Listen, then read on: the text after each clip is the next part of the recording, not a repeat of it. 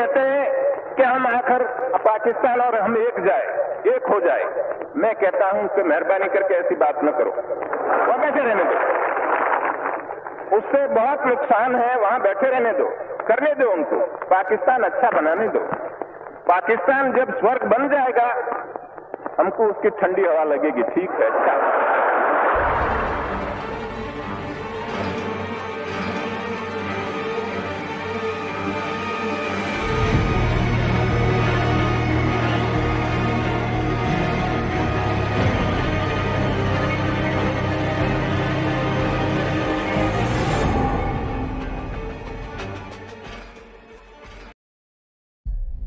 In the wake of independence, India faced the monumental challenge of defining its economic and political identity. Amidst the rising influence of socialism and communism, Sardar Patel maintained a balanced stance. Patel recognized the need for social justice and economic reforms, but was cautious of the extremes. He emphasized that India's path should be one of democratic socialism, promoting economic development while preserving democratic freedoms. I have said so and I say it now, that since I joined Mahatma Gandhi, one thing I learned from him, that a public man, if he has to have its proper place, he shouldn't keep any property. And I can challenge any socialist or any communist to play the game with me. I am prepared. But my quarrel is the second part of Mahatma's advice they give up. That is, they want to use violence. That is my quarrel. Patel had no quarrel with the theory of socialism, but he was critical of the Congress socialists, whose ideas, he thought, had little relation to the realities of life in India. Each group had its own pet theory. Some wanted wholesale nationalization of industries, others advocated a cooperative system, and a third group preferred confiscation of all property. For Patel, the biggest threat to power was posed by the socialists, who he realized had a broader and more comprehensive scheme for the country than his own group did. His pragmatic approach aimed at creating a stable and prosperous nation, free from the potential chaos of radical ideologies.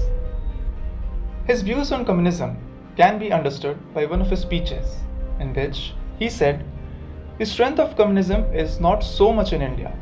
No doubt, it's a well-knit organization with a devoted following of fanatically inclined, energetic young men. During the war, communists supported government and it helped them. They built up their strength with the help of the government. I do not think communism has much chance in India. The reason is they did not help the struggle for freedom but took advantage of it to consolidate themselves." Sardar Patel's vision for India was rooted in democratic socialism, balancing economic progress with democratic principles.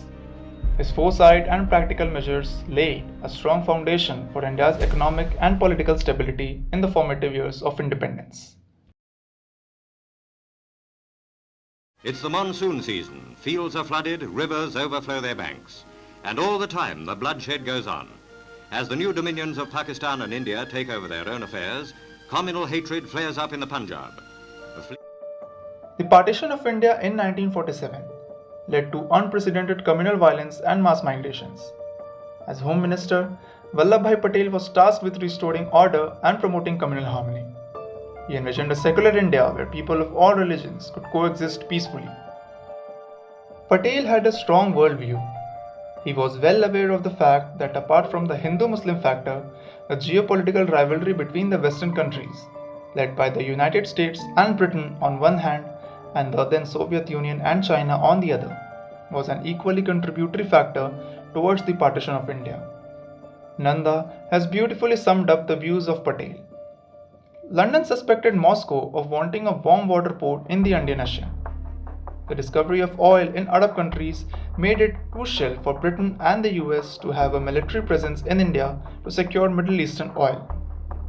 An independent India wouldn't support this.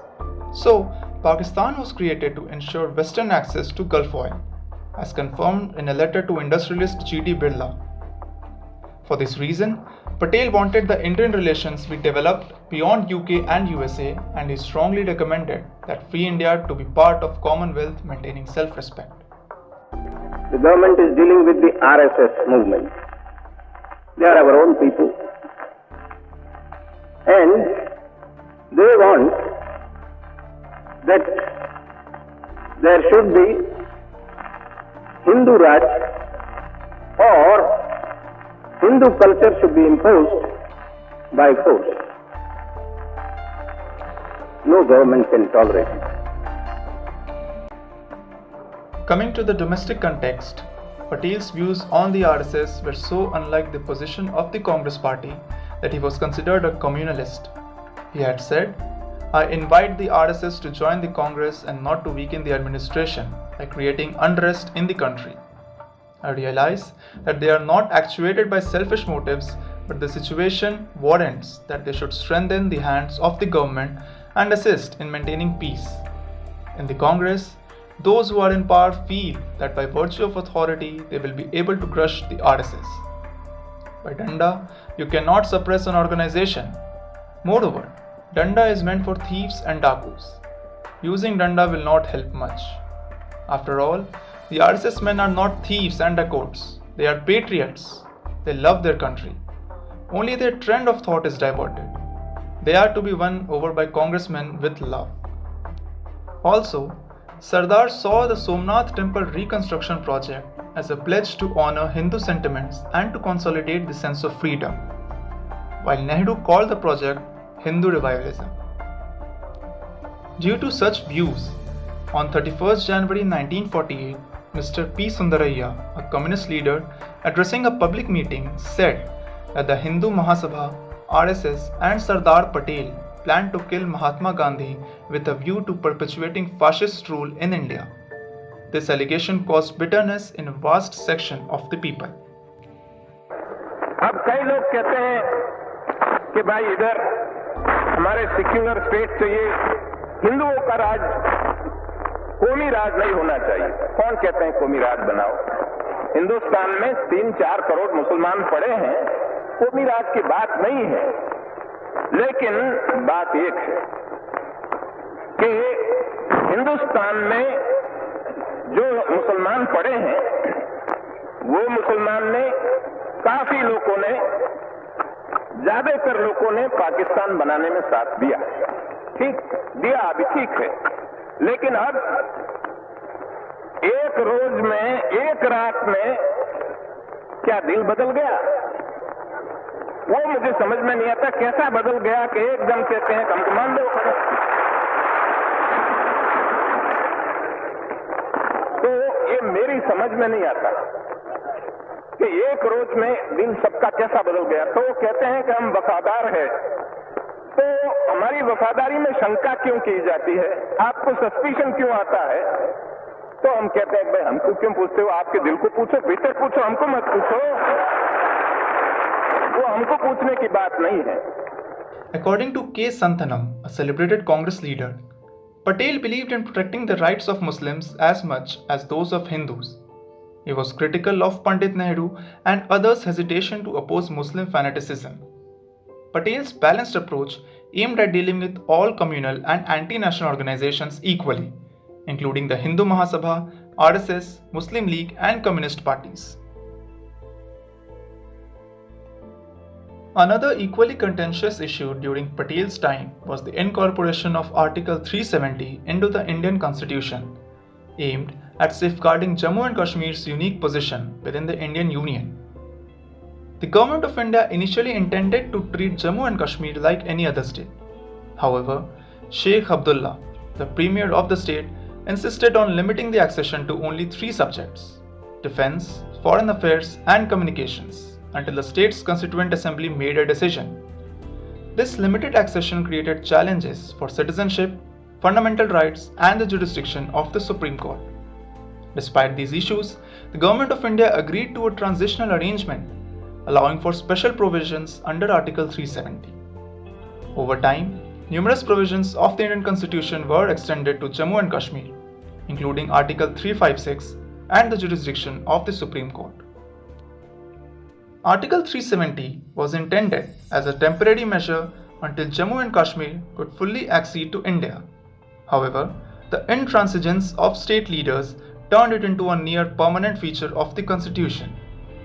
Nehru's close friend and confidant Sheikh Abdullah led down the country on this crucial point. Vallabhbhai Patel, in contrast, always doubted Abdullah's loyalty to India. Patel was skeptical of Abdullah's intentions from the beginning. He believed that Nehru was too trusting and sentimental in his approach to the Kashmir issue, which lacked the necessary firmness and foresight. Patel's approach to Kashmir was pragmatic. He suggested resettling refugees from West Pakistan in Kashmir, a suggestion Nehru ignored. It is believed that had Patel been allowed to handle the Kashmir issue, it could have been resolved decisively and satisfactorily. VP Menon highlighted Patel's efforts in negotiating a settlement regarding the Maharaja of Kashmir's privy purse, which Sheikh Abdullah refused to honor, leaving the Government of India to cover the expenses. Patel's practical and firm approach to governance contrasted sharply with Nehru's sentimental handling of the Kashmir issue. Patel's foresight and skepticism about Abdullah's loyalty were well founded, reflecting his deep understanding of the complexities involved. His skepticism and pragmatic approach to Article 370 and the Kashmir issue highlight his foresight and strategic thinking.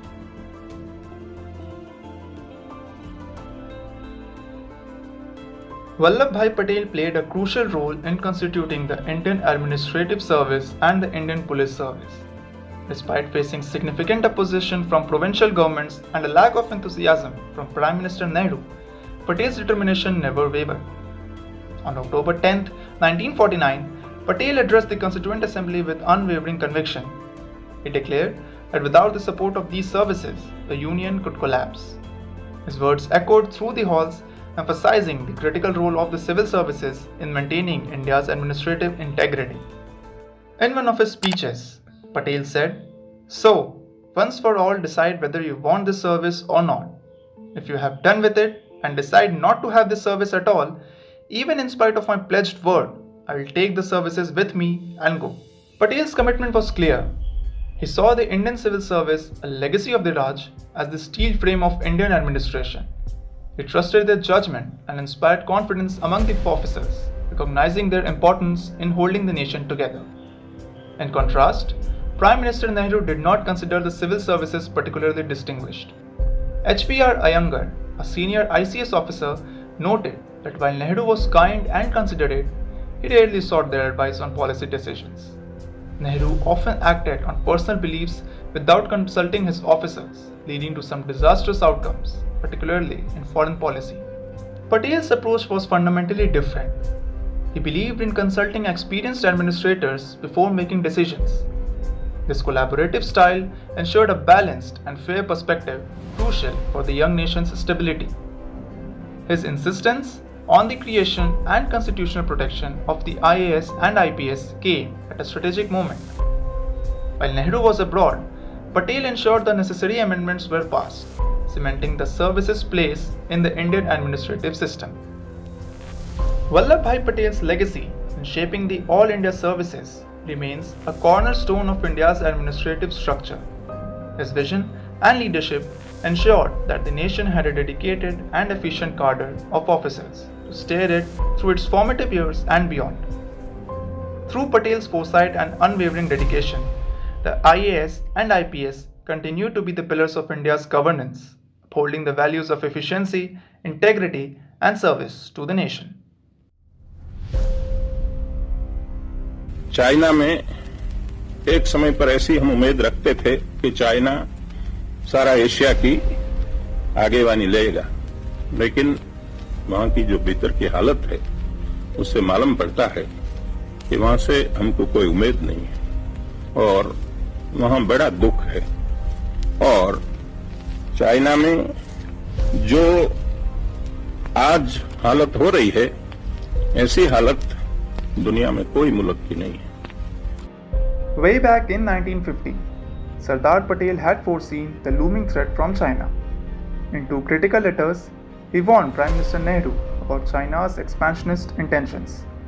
These letters dispel the myth that no one in Nehru's cabinet was aware of or interested in foreign policy issues. In his first letter, written in June 1949, Patel cautioned Nehru about the need to strengthen India's position in Sikkim and Tibet to keep Communist China at bay. He predicted that once the Communists established control over the rest of China, they would aim to undermine Tibet's autonomy. In a second, more detailed letter sent in November 1950, just weeks before his death, Patel elaborated on the Chinese strategy. He warned that Chinese ambitions extended beyond the Himalayan slopes, covering parts of Assam and Burma. He emphasized that Chinese communist imperialism, cloaked in ideology, was even more dangerous than Western imperialism.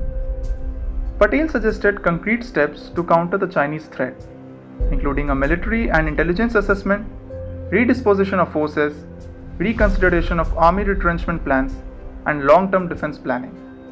He also questioned India's support for China's entry into the United Nations. Tragically, Patel's warnings went unheeded. His recommended cabinet meeting to discuss these issues never took place while he was alive. The lack of preparation and strategic foresight led to India's grave failings during the 1962 military confrontation with China. Despite India's early recognition of Communist China and withdrawal of recognition from Taiwan, China's response remained hostile. The Chinese press continued to accuse India of being a tool of Anglo-American imperialism.